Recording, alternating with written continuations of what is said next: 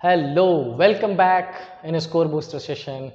हम प्रिपरेशन करते हैं स्टेट बैंक ऑफ इंडिया और IBPS PO जो कि रिसेंट फ्यूचर में आने वाला examination. State bank of India में तो मेरली 5-6 दिन का टाइम बचा है, IBPS में भी टाइम है हमारे पास, और इसलिए ये जो मिसलेनियस पजल्स अदर सेगमेंट बहुत ज़्यादा ज़रूरी है। आगे कुछ भी बोलने से पहले मैं आपको ये बोलूँ कि चैनल शेयर कर दो, सब्सक्राइब कर दो, खूब मेहनत कर लो, ये कर लो।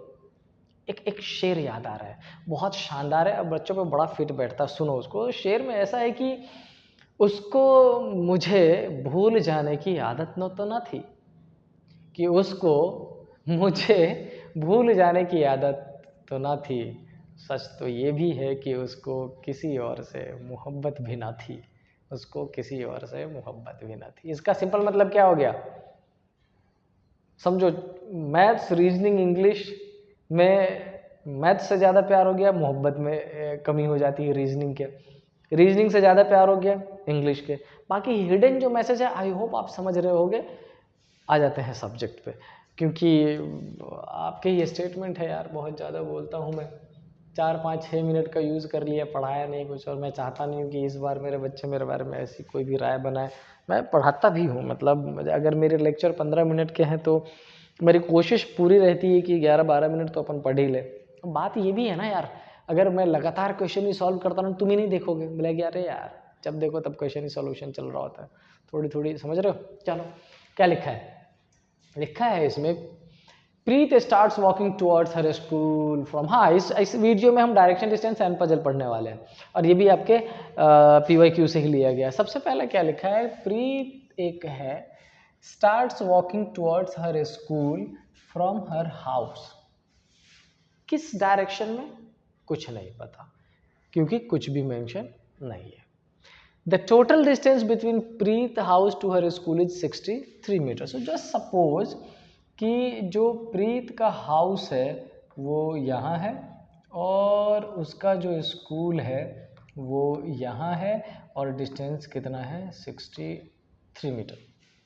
अब आपके मन में एक चीज़ आ सकती है, आप ये बोल सकते हो कि सर दिस इज हाउस और ये स्कूल है, तो आपने स्कूल को हाउस के रिस्पेक्ट में ईस्ट डायरेक्शन में रखा है। बट मेरा आंसर क्या होगा, नहीं, अभी मुझे डायरेक्शन नहीं पता, तो मैं ये नॉर्थ, साउथ, ईस्ट और वेस्ट कंसीडर कर ही नहीं रहा हूँ। मैंने सिंपली इन दोनों के बीच में डिस्टेंस पुट कर दिया, डायरेक्शन का डिसीजन बाद में करेंगे। अब आगे क्या लिखा है, She walks 17 meter from her house towards north direction to reach at park. अब बोला क्या गया है कि अपने हाउस से वो नॉर्थ डायरेक्शन में चलती, तो सपोज कर लो कि इस हाउस से अगर वो नॉर्थ डायरेक्शन में चली अपवर्ड, कितने किलोमीटर चल रही है, कितने मीटर, 17 मीटर। 17 मीटर पे चलते हुए ये पोजीशन कितनी है, पार्क। ठीक है, अब एक चीज और क्लियर कर लो कि हाउस के रिस्पेक्ट में ये जो अप साइड मैंने नॉर्थ कंसीडर किया, बट हाउस के रिस्पेक्ट में स्कूल की पोजीशन ईस्ट, वेस्ट, नॉर्थ या साउथ नहीं पता, क्योंकि क्लियर क्वेश्चन में नहीं गिवन है। सिंपल क्या गिवन है, टुवर्ड्स हर स्कूल, पता नहीं कौन सा डायरेक्शन है। Next, then she takes a right turn and walks for 9 meter to reach her uncle shop. यहाँ से राइट टर्न लेके 9 मीटर चलती है, एंड देन ये पहुंच जाती है कहाँ पर, अंकल के शॉप पर। Okay, to reach her uncle shop, from her uncle shop she takes a right turn and walks for 14 meters to reach bus stop. यहाँ से फिर से राइट टर्न लेती है और 14 मीटर। अब ये 14 मीटर छोटा इसलिए रखा है क्योंकि ये 17 मीटर है, तो इसके रिस्पेक्ट में ये, और यहाँ पर उसको मिलता है क्या, बस स्टैंड। डन। अब आगे क्या लिखा और information, from bus stop she walks 12 meter in east to reach pizza hut. यहाँ से 12 मीटर चलती है, तो 12 मीटर चलती है तो कहाँ पहुँच जाती है, ये पिज्जा हट। अब यहाँ पर एक दिक्कत क्या आ रही है, मैंने उसके स्कूल और उसके हाउस के बीच में 63 मीटर की दूरी ले रखी है, तो हमें बड़ा करना पड़ेगा, क्योंकि ये 9 मीटर और ये डिस्टेंस 21 मीटर है यहाँ तक, तो दूरी और बची रहनी चाहिए अपने पास। नेक्स्ट, वो पिज्जा हट पहुँच गई, then she takes a right turn walks 3 meter to reach petrol pump, और यहाँ से राइट टर्न 3 मीटर, इसका मतलब एग्जैक्टली ये पोजीशन किसका है, पेट्रोल पंप का। क्यों, क्योंकि ये 14 और ये 3, 17 मीटर्स, और हमने ऑलरेडी यहाँ पर 17 मीटर्स ले रखा था। Now from petrol pump she walks in west direction and reached her school. अच्छा, पेट्रोल पंप से वो वेस्ट डायरेक्शन में जाती है तब स्कूल पहुंचती है। इसका क्लियर इंडिकेशन ये हो गया कि इस हाउस के रिस्पेक्ट में 63 मीटर जो मैंने इस साइड ले रखा था ना लेके हमें किस डायरेक्शन में लेने गए, इस डायरेक्शन में। क्लियर है? From school. ओके, तो इसका मतलब इस हाउस से इस डायरेक्शन में ये स्कूल की पोजीशन और डिस्टेंस 63 मीटर। अब हमें यहाँ से ये कॉन्फ़िगरेशन स्कूल वाला एलिमिनेट कर लेना चाहिए, अदरवाइज गलत हो जाएगा। ठीक है, यहाँ से ये वेस्ट डायरेक्शन है। अब फाइनल इन्फॉर्मेशन क्वेश्चन क्या पूछा है, what is the shortest distance between school and her house. House और स्कूल के बीच में शॉर्टेस्ट डिस्टेंस इज 63 मीटर। और correct answer none of these. लेकिन मैं हो गया कंफ्यूज।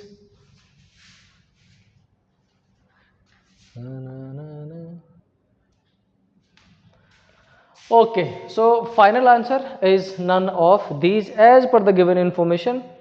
अगर इंफॉर्मेशन में कुछ चेंजेज हो, जैसा मुझे लग रहा है पॉसिबली, जैसे यहाँ पर इंफॉर्मेशन की मैंने walking towards her school from her house और यहाँ पर भी फ्रॉम हर हाउस, अगर ये इंफॉर्मेशन में चेंज किया जाए, फ्रॉम हर हाउस की जगह पर फ्रॉम हर स्कूल या डिफरेंट कोई भी इंफॉर्मेशन दी जाए तो प्रोबेबली आंसर चेंज हो सकता है। अदरवाइज एग्जैक्ट आंसर हमारा नन ऑफ दीज ही होने वाला है। चलते हैं नेक्स्ट क्वेश्चन पे। नेक्स्ट क्वेश्चन भी उसी डायग्राम पे बेस्ड है। सो अब हम पहुंच जाते हैं पजल्स पे। और पजल जैसा कि लास्ट लेक्चर में मैंने आपसे शेयर किया था कि इस बार जितने भी पजल्स आएंगे वो सारे मिसलेनियस पार्ट्स पे बेस्ड होगा, तो एग्जैक्टली सेम पैटर्न का क्वेश्चन मैंने लिया है। क्वेश्चन यहाँ पर क्या है, यहाँ पर टोटल 7 फ्रेंड्स हैं, वो डिफरेंट क्या लाइक कर रहे हैं, फ्रूट्स लाइक कर रहे हैं और वो डिफरेंट सिटी से बिलोंग करते हैं। तो वेरिएबल्स कितने हो गए, 3 वेरिएबल्स। और जैसा कि हम स्टेट बैंक ऑफ इंडिया या IBPS PO के प्री को टारगेट कर रहे हैं तो वहाँ पर आपको डबल वेरिएबल्स पजल के लिए तैयार रहना पड़ेगा। ये हमारा क्लर्क का एग्जामिनेशन नहीं जहाँ पर सिर्फ सिंगल वेरिएबल। अब बात ये रही कि इस क्वेश्चन में किस चीज़ को बेस कंसिडर किया जाए।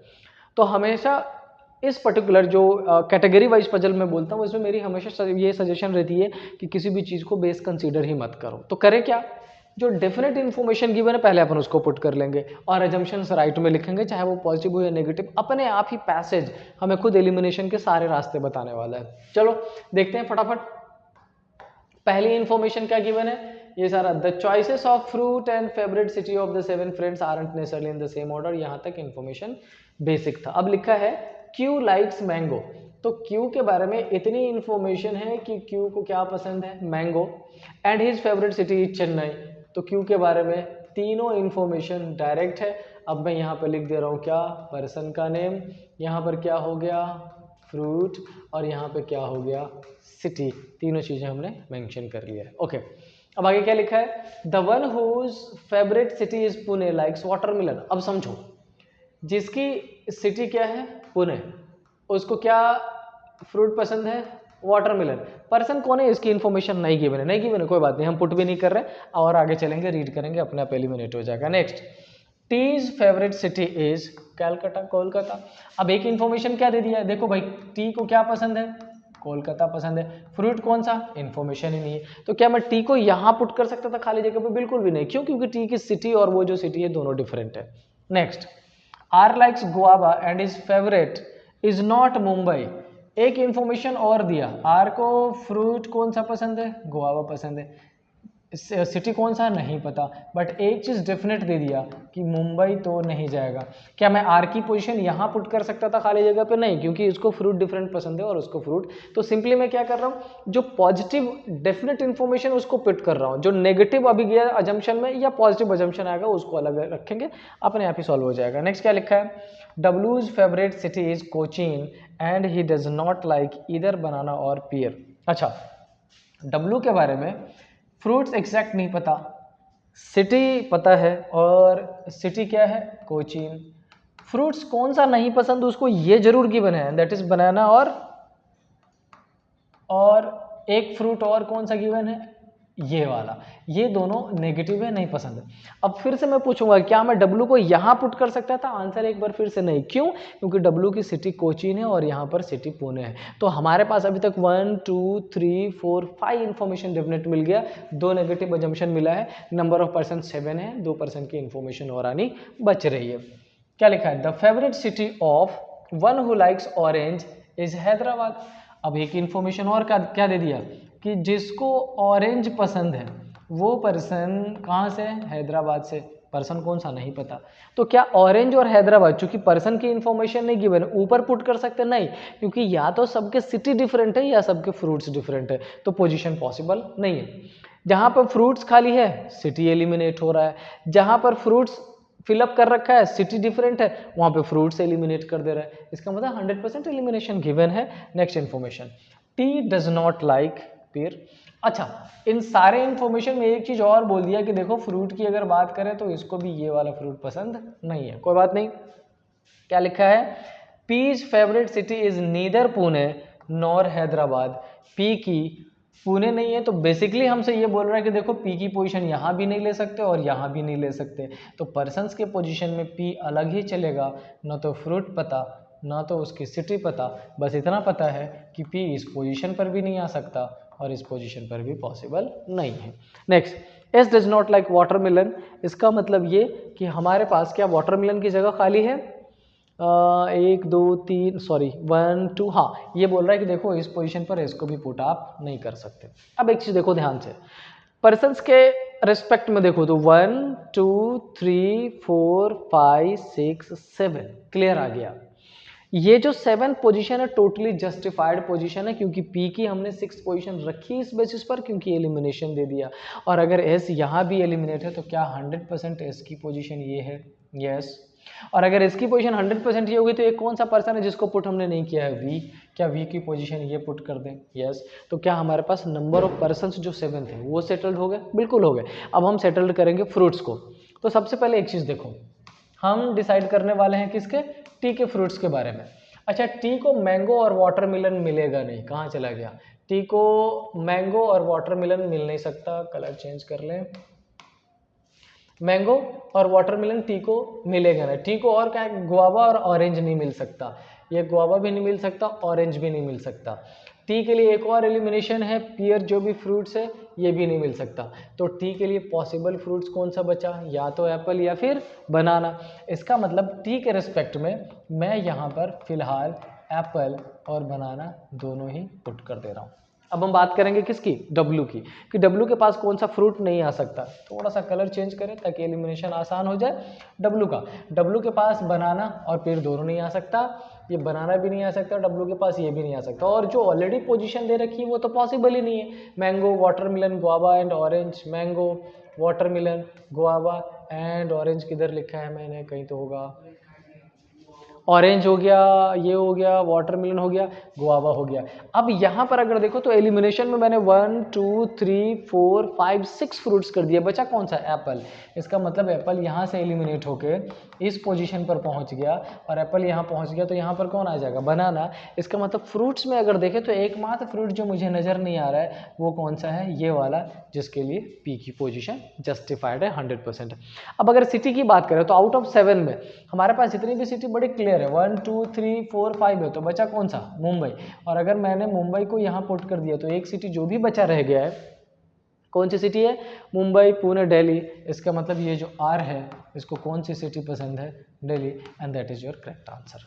अब देखो इस क्वेश्चन में ये तो नहीं बोलूंगा ये बहुत मुश्किल था, लेकिन बहुत ईजी भी नहीं था। जैसे ही वेरिएबल एक से ज़्यादा हो क्वेश्चन टफ हो जाता है। चूंकि मेरे पास प्रॉपर टाइम है, कोई दिक्कत नहीं टाइमिंग का, इसलिए मुझे आसान लगा है, लेकिन आपको मुश्किल लगेगा। क्यों? क्योंकि आपके पास इस पजल को सॉल्व करने के लिए मैक्सिमम 3.5 मिनट से 4 मिनट होगा, मैक्स टू मैक्स। और उसमें ये स्ट्रक्चर बनाने के बाद 5 क्वेश्चन का भी सॉल्यूशन करना है। इसका सिंपल मतलब ये हो गया कि आपका अजम्पशन क्रिएशन और डेफिनेट डेटा जो पुट करने की स्पीड है वो बहुत ज़्यादा होनी चाहिए एज़ कम्पेयर टू मी। मैं दोबारा रिपीट कर रहा हूँ कि मैंने इतना इजीली इसलिए सॉल्व किया क्योंकि मेरे ऊपर टाइम का प्रेशर नहीं है। सो मेरी रिक्वेस्ट, सजेशन, एडवाइस ये रहेगी आपसे कि इस पर्टिकुलर पैटर्न के क्वेश्चन खूब सारे सॉल्व करिए, क्योंकि लास्ट 7 ईयर का पेपर मैंने चेक किया है state bank of India PO और IBPS का, उसमें 2 वेरिएबल्स वाला एक ना एक क्वेश्चन आता ही आता है। तो मैं 100% श्योर हूँ कि इस बार भी आएगा ही आएगा। यस अब अभी मेरा मिलते हैं नेक्स्ट क्लास में कल। टिल देन खूब सारी प्रैक्टिस, साथ में चैनल को शेयर और सब्सक्राइब करने का वो तो पता ही है, रोज ही बोलता हूँ। So be happy, see you in the next class. जय हिंद।